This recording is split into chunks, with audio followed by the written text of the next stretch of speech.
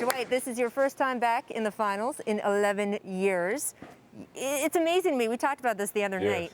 You were in this city, in Orlando, when you earned that trip to the finals, and it was against the Lakers. Yes. And man, things come around. How different is this experience for you now? Oh, it's just been an amazing experience. You know, just to be able to have my son here first has been great. Just for him to see just this whole atmosphere, you know, the championship pedigree, our team and how we are off the court, you know, things that he can pick up on at a young age, you know. So, you know, I'm glad he's here. And I'm glad that I'm back, you know, in the finals. You know, it's been a very long time, but I'm very grateful and thankful that I have this opportunity to go and win a championship. I mean, you were in some ways just a kid yourself, right? The last time you went. Now you can go, David, you can go over and say hi to your dad. You can say hi to America there if you want. He's on set here with us. Yeah, you see your foot. You can't kick your foot out. His foot's sticking out. That's it. That's all he wants to do. Oh, it's fine. There we go. There's our guy. There you go. Yeah, Dwight, you did face Kobe in those 2009 finals, and I have heard you guys through these playoffs talk about Kobe so much.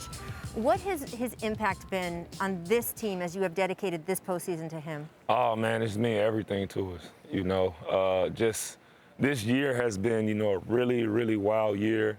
And then with what happened with Kobe and, you know, his family, you know, it was very emotional for all of us. And, you know, I just go back to the conversation that I had with him after I went to the finals.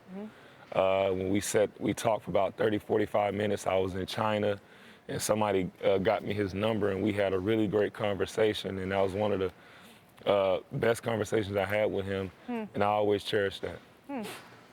You know, one thing that I want to talk about, and I've been so impressed with you this year especially, because we used to talk a bunch after games, where Atlanta or in DC, and we would just kind of talk about how you were doing and how you were adjusting. And to see you come in this year on a non-guaranteed contract, and everyone in the league, including you and I, know that you were better than that, but you came in and you reinvented yourself. And it went from like, how can I dominate to how can I help this team? How has that transition, and we've seen it be difficult. You saw Carmelo struggle with it and then reinvent himself in Portland. How difficult was it to make that transition from a superstar to a person that is helping this team be in the NBA Finals? Well, I think it was, the transition at first was pretty hard, but I had the help of my doctor, my spiritual guide. His name is Clayton Gibson. He's out in Atlanta, Georgia. Yeah. And we spent the whole summer together training and talking and praying and teaching and learning. And when I got back for the season, I was ready. You know, I didn't have any problems with my back.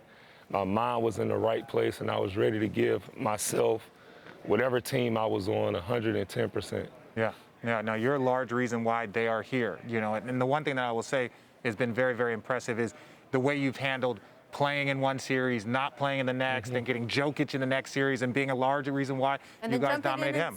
Yeah, jumping in and starting, and then going against Jokic. Like that adjustment of playing, not playing, not playing, that's something that you'd never, ever experienced, and you handled it well. Thank you. It was, you know, at first, you know, as a player, you know, you're like, man, I want to play. I feel like I could do this, I could do that, I could help here and help there.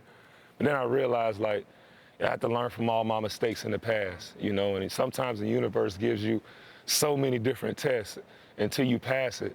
And I feel like that was one of the biggest tests for me, is just always remain humble, stay patient, continue to work extremely hard, and when you get that moment, just give everything you got. I think Vince Carter has one for you. It's VC, man. Vince. Oh, VC, man. First, what's up, brother? First of all, congratulations to you. Two-part question. First of all, what would this ring mean to you? And second of all, how much of an impact do you expect to have in this series, because the Heat typically play small ball? Dwight, no. I can't hear him. You didn't hear anything he just said? No, I love you, Vince. I didn't hear him.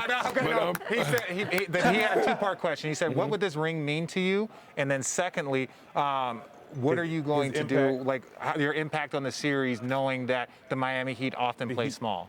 Well, first of all, the winning a ring would mean everything to me. You know, when I first went to the finals in Orlando, I felt like, you know what, I know how this feeling is. You know, I can get here every year. Yeah. And, you know, as basketball players, we know it is the hardest thing to do to get to the finals. Yeah. So for me, it's just, I've been full of emotions. I'm like, man, I can't believe I actually have this opportunity again, and I'm going to make sure I make the most of it. And the second part is if they go small, then I'll be the best cheerleader. Yeah. I'll be the best cheerleader on the bench. I'll make sure I'm talking to the guys on the floor, letting them know where they need to be, you know, in certain spots and stuff like that. But just always staying ready, and that's the biggest thing, is just staying ready and staying prepared, because you never know when your name is going to be called. And if you're not ready, then you know what happens. Oh, you know what happens. You know, so I just want to stay prepared.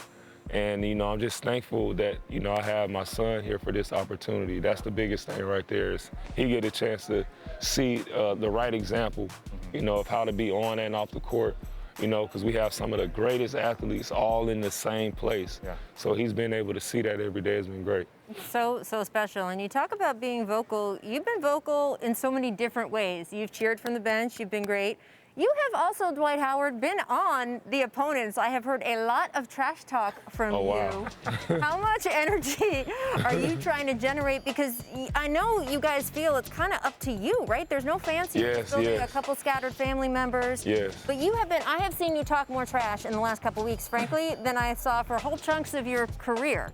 What are you doing out there? Well, like you said, there's no fans here, so we have to provide our own energy, you know, and that takes a lot. And I'm always full of energy, you know, so I just want to make sure that I he continue resorts to to have trash that talking. energy and try to make that energy be contagious to everybody that's on the floor. And even while we're in the bubble at the hotel, you know, during a time like this, we could all be down and sad, you know, but I'd rather, you know, flip that around. We should just enjoy these moments that we have, because life is so precious. Thanks for watching ESPN on YouTube. For live streaming, sports, and premium content, subscribe to ESPN+.